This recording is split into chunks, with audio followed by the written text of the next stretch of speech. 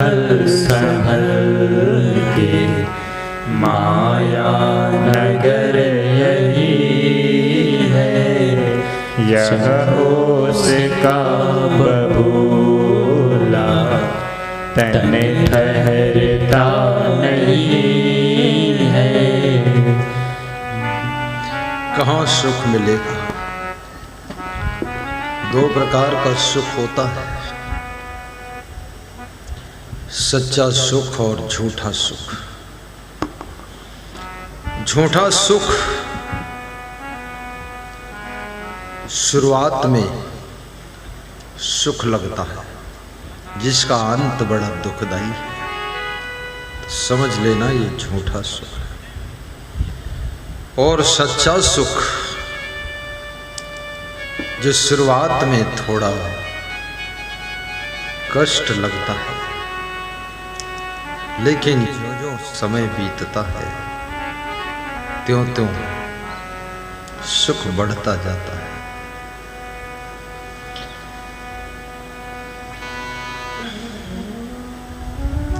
समझदार बनो, चलना संभल संभल के, माया नगर यही है। ये माया नगर क्या है, इसको समझना आप। ये माया नगर, यदि तुम नशा की ओर आकर्षित होते हो तो समझ लो कि माया में फंस गए।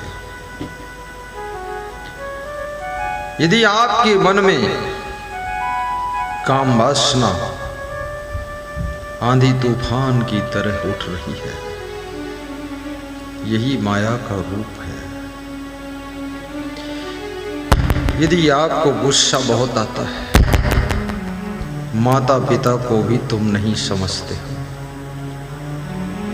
यही माया का असली रूप है।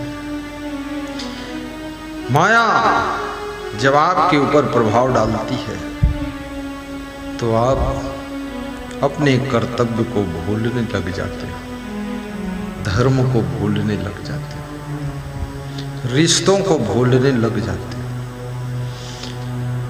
और अपने से बड़ों को भी तुम अभद्र भाषा बोलने लग जाते हो। नशा व्यसन में तुम डूबने लग जाते हो। लालच आने लग जाए तो समझ लेना माया का प्रभाव तुम पर बढ़ रहा है। अभिमान आपको प्रभावित करने लग जाए, ये अभिमान भी माया का रूप है। धनवान होना गुनाह नहीं है, लेकिन धन का अभिमान होना ये आपसे गुनाह करा देता है, अपराध करा देता है। कार में चलना बुरा नहीं है, लेकिन अहंकार में चलना आपसे बुरा करा देता है। विमान में बैठकर उड़ना वो भी बुरा नहीं है, लेकिन बेईमान बन करके जीना ये आपसे बहुत पाप करा देता है। अच्छे कपड़े पहनो, उन्नति करो, धन कमाओ, अच्छा मकान बनाओ, अच्छी गाड़ी भी रखो, अपने बच्चों को अच्छे स्कूल में एडमिशन भी दिलाओ, लेकिन आपका स्वभाव और आपका व्यवहार भी अच्छा होना चाहिए, क्योंकि अच्छे कपड़ों का प्रभाव थोड़ी देर रहता है, पर आपके अच्छे व्यवहार का प्रभाव पूरी दुनिया के ऊपर जिंदगी भर रहता है, जिंदगी भर रहता है। बोलिए सद्गुरुदेव की जय। छत्तीसगढ़ में मैं सत्संग कर रहा था। एक व्यक्ति वहां बहुत अच्छे कपड़े पहनकर बैठा था। उसके पड़ोस जो निकलता था उसके वो छोटा सा डंडा उसके पास था, पाँव में डंडा मार देता था। मैं देख रहा था, आज की 25 साल पहले की बात। उसको गुस्सा ज्यादा आती थी, कपड़े बहुत अच्छे थे।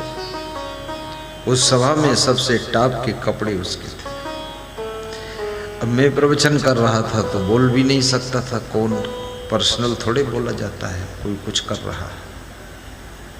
2-3 को मारा उसने। प्रवचन समाप्त हुआ, उससे मैंने पूछा कि आपको देखकर मैं समझता था कि बहुत शालीन व्यक्ति कोई है, लेकिन आप तो बड़े उदंड दिखे हमें। छोटा सा डंडा मार देते थे पाँव में लोगों के। तो उसने कहा, मैं इसलिए मार देता था कि ये तो मैं आपकी वजह से यहाँ बैठा हूँ, नहीं ये दुष्टों के साथ हम बैठते नहीं। हमने कहा ये सब दुष्ट है। बोले दुष्ट क्या, इनको बैठने की भी अकल नहीं। कोई मेरे आगे निकल रहा, मेरे टांग लड़ा देता है, कोई पीछे से कुछ रगड़ देता है। तो अब मेरे गुस्सा आ गई है। तो हमने कहा गुस्सा ठंडा करने के लिए ही प्रवचन है। बोले प्रवचन है इसीलिए कंट्रोल है, नहीं तो ज्यादा मारते हैं। कितने लोग प्रवचन के प्रभाव से बहुत कंट्रोल हो गए, बहुत ज्यादा कंट्रोल। अन्यथा उनकी गुस्सा भी बेकंट्रोल है। कितनी स्त्रियां अपने घर में अपने पति को ही मार देती है, और पति इतना बहादुर है, महान है, मार खाता है और कभी को किसी को बताता नहीं है कि घर क्या हो रहा है। मार खाता है, लोग पूछते हैं ठीक है सब, बोले माल खाता, माल।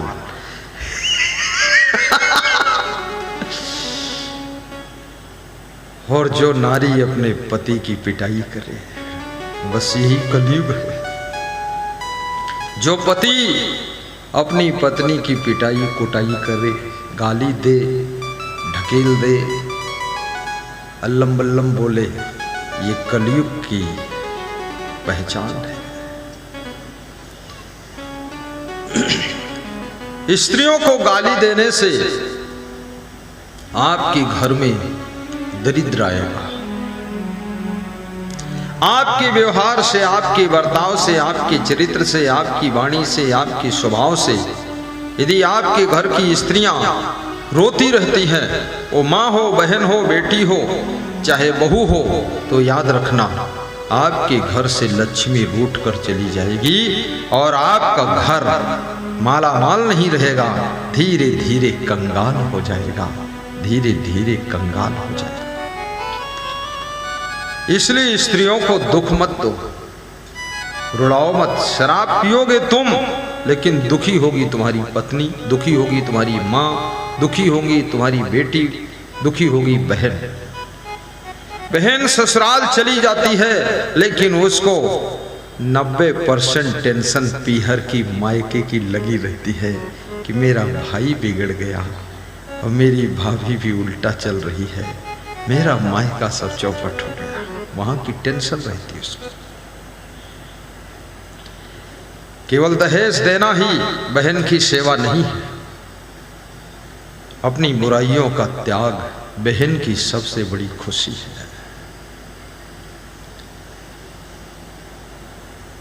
अवगुणों का त्याग आपकी बेटी की बहुत बड़ी खुशी है। और महिलाओं में बहुत कम अवगुण होते हैं।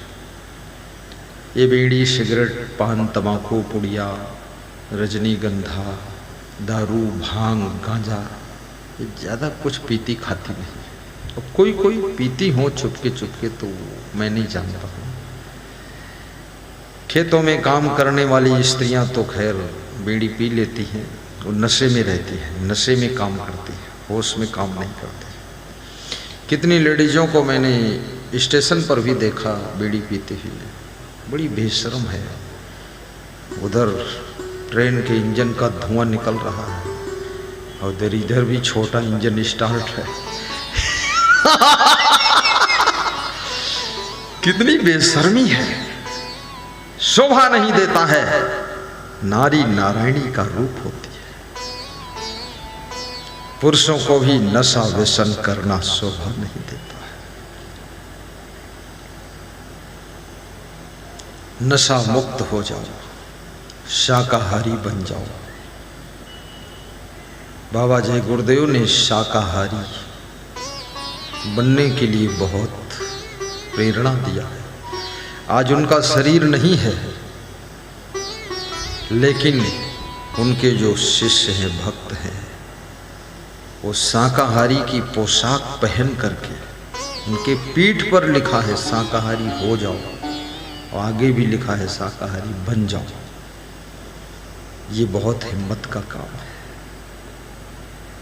ऐसे भक्तों को व्यास गादी धन्यवाद देती है, धन्यवाद। और याद रखना, आप चाहे जय गुरुदेव के शिष्य हों, चाहे महादेव के शिष्य हों, चाहे रामदेव के शिष्य हों, और चाहे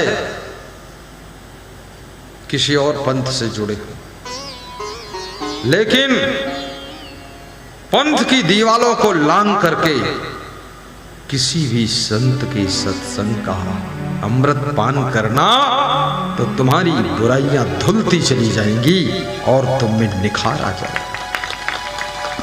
बोलिए सद्गुरुदेव की जय। कई बार लोग पंथवाद में फंस जाते हैं। पंथ उनके लिए कारागृह हो गया, जेल हो गई है। अब दूसरे महान से महान संत आ जाए, लेकिन उसका दर्शन नहीं कर सकते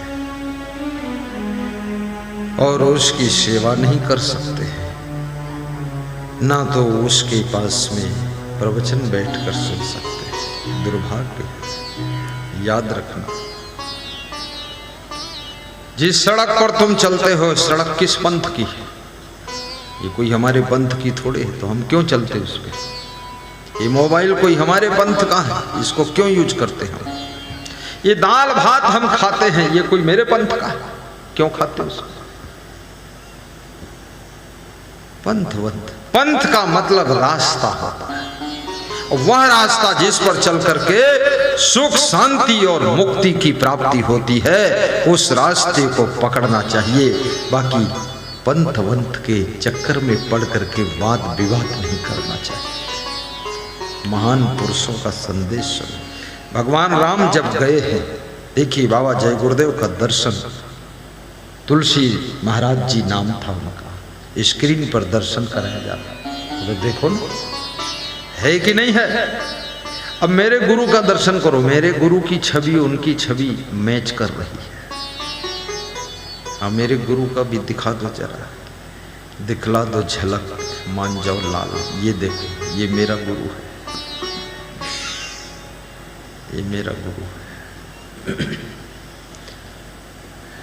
देखा नहीं? वो आड़ में है, थोड़ा सा मुड़ा होता है स्क्रीन, हल्का इस साइड ऐसे, थोड़ा सबको दिख नहीं रहा। नहीं दिख रहा है, ये आपका सौभाग्य है। फिर कभी देख लेना, तुम्हारे मोबाइल में दिखेगा, सब रिकॉर्डिंग हो रहा है, आ रहा है। दिखला के झलक तुम छुप ही गए, दिल भर के नजारा हो न सका, दिखला के झलक तुम छुप ही गए, दिल भर के नजारा हो न सका,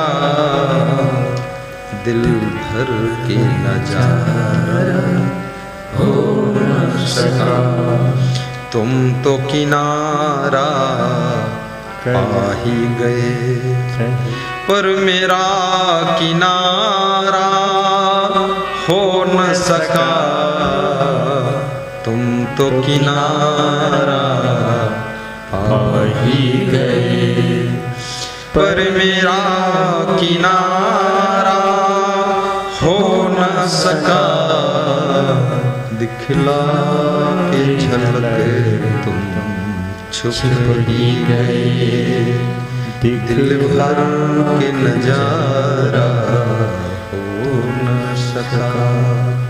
बैठिए, दिखला के बहुत अच्छा लगे तुम आनंद आ जाएगा। गए। सुन लो वाणी, सुखी हो जाए परिवार। लगभग पूरे विश्व में विभिन्न मत पंथों से जुड़े हुए, विभिन्न गुरु संतों से जुड़े हुए करोड़ों लोग मेरे प्रवचन का लाभ ले रहे हैं पूरे विश्व में। क्योंकि याद रखना, सोना चाहे जिस खदान से निकला हो, और सोना तो सोना है, सोना की चमक वही है। और सोना कहीं मिल जाए फट से उसे ले लेना चाहिए। आपका सौभाग्य है। धन्य है कन्नौज, धन्य है उत्तर प्रदेश, और धन्य है ये प्रवीण इंजीनियर ITI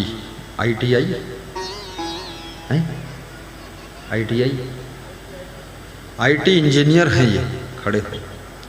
कल मैंने पूछा कैसे तुमने मुझे बुलाया, बताया उन्होंने मैं आपका प्रवचन 8 साल से सुन रहा हूं। आ जाइए ऊपर। डॉक्टर प्रेमचंद आओ। कहाँ है डॉक्टर? वो किधर ढूंढो हैं? डॉक्टर प्रेमचंद कहाँ? वो बहुत मेहनत करते, एक बैग पकड़े रहते हैं, पता नहीं उसमें दवा रखते कि रुपया रखते। लेकिन उसके ऊपर ये बाबा जय गुरुदेव के ज्ञान का प्रभाव है। उसने बहुत सेवा किया हमारी, बहुत से। डॉक्टर साहब आ जाओ, इधर आओ। ये प्रवीण से पूछा मैंने कैसे तुमने हमको बुलाया? बोले 8 साल से आपका प्रवचन सुनता था, 8 साल से। धीरे धीरे लोगों से सुनता था, बिना गुरु किए, बिना नामदान लिए आत्मा भटकती रहती है, भवसागर से तरती नहीं। तो मैंने सोचा गुरु भी ढूंढूं। तो ढूंढते ढूंढते ढूंढते ढूंढते फिर मुझे लगा आपको ही गुरु बनाऊं। तो फिर मुझे लगा गुरु बनाऊं, फिर आपको बुलाऊं कन्नौज में। तो फिर मैंने सोचा कि पैसे तो है नहीं इतने, कैसे बुलाऊं। लेकिन मुझे मेरे गांव पर, मेरे क्षेत्र पर भरोसा था, यदि गुरु जी को बुलाऊंगा तो सभी लोग मिलजुल करके सेवा करेंगे। तो मैंने हिम्मत करके आपको आमंत्रित किया था, डॉक्टर प्रेमचंद। और जब आपको न्योता दिया, बस व्यवस्था शुरू हुई। धीरे धीरे धीरे धीरे बहुत लोगों ने सहयोग दिया है इसमें। ये प्रोग्राम केवल मैं नहीं करा रहा हूँ, उन्होंने बताया ये प्रोग्राम कई गांव के लोगों के सहयोग से हो रहा है। इसका आशीर्वाद आप सभी को देना और सभी में हमको भी मिल जाएगा। ऐसा बहुत प्रेम है। कल उनको आंसू आ गए बताते बताते कि बड़ा संघर्ष किया हूँ, बड़ी गरीबी झेला हूँ, IT इंजीनियर बन गया हूँ, लेकिन बड़ा संकट रहा गुरुदेव। धीरे धीरे आपकी सत्संग से मनोबल बढ़ता चला गया है। धन्य हो, महान हो। ऐसे महान लोग हर गांव में जन्म ले, ताकि गांव में भक्ति और सत्संग का विकास हो। धन्यवाद है। जाइए, बैठिए, विराजिए, साहिब बंदगी बोलिए, ताली बजा दीजिए इनके लिए।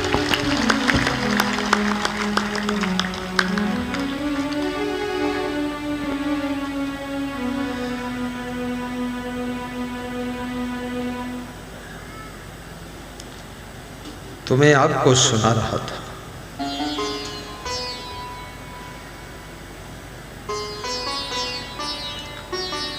गुरु पे इनको बहुत भरोसा है, और करता करे न कर सके गुरु करे सो होए। 3 लोक 9 खंड में गुरु ते बड़ा न होए। 2 भिखारी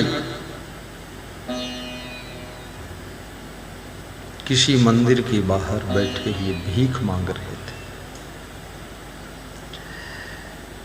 एक भिखारी गुरु को मानता था और दूसरा भिखारी ऊपर वाले को मानता था। तो दोनों भिखारी अपनी अपनी प्रार्थना करते थे। एक भिखारी बोलता था कि हे गुरुदेव, जब आप कृपा करोगे तभी कुछ दिन बदलेंगे, नहीं तो भीख मांग रहा हूं, क्या करूं। दूसरा भिखारी बोलता था ऊपर वाले की कृपा होगी तो दिन बदल जाएंगे। अब देखिए, ऊपर वाला और गुरु दोनों के मानने वाले भीख मांग रहे हैं। कभी कभी तुम ऊपर वाले को भी मानोगे और गुरु को भी मानोगे, लेकिन फिर भी तुम थोड़ा दुखी रहोगे, क्योंकि जन्म जन्म के कर्मों का प्रभाव है। एक सेठ मंदिर में दर्शन करने आया, दोनों भिखारियों को देखा तो उसने पूछा कि आप यहां बैठे हो, भीख मांग रहे हो, कुछ भरोसा है, विश्वास है? बोले मुझे तो अपने गुरु के ऊपर विश्वास है। दूसरा बोला मुझे ऊपर वाले पर भरोसा है, कभी न कभी हमारे दिन बदलेंगे। देखिए, संसार भरोसा से चलता है। किसी न किसी का सहारा आपको इस संसार में जीने की शक्ति देता है, और सहारा मिलने की संभावना भी आपको जिंदगी जीने में मदद करती है। आशा को जीवन कहा गया है कि आशा ही जीवन है। एक माँ, एक पिता बच्चे को पालता है, रोज उसका मुंह देखते हैं माँ बाप कि लगता तो होनहार है, मस्तक भी तेज दिख रहा है, आंखों में भी चमक है, बड़ा होगा तो सब मनोकामना पूर्ण कर देगा। उस बच्चे से, छोटे से बच्चे से आशा है। किसको नहीं आशा है? राजनेताओं से भी आपको आशा रहती है, इस पार्टी की सरकार बनेगी तो रोड हमारी जरूर बन जाएगी। बने न बने आशा है, उसी आशा में तुम वोट देते। डॉक्टर से भी आशा है कि डॉक्टर के यहां पहुंचूंगा तो मेरी बूढ़ी मां तुरंत ठीक हो जाएगी, डॉक्टर दवा देते। गुरु से भी आशा रहती है कि गुरु जी के पास चलूंगा, ज्ञान सुनाएंगे, सत्संग सुनाएंगे, आशीर्वाद देंगे तो हमारा दुख दूर हो जाएगा। आशा तो रहती है। आशा, इसलिए आशा को जीवन कहा गया।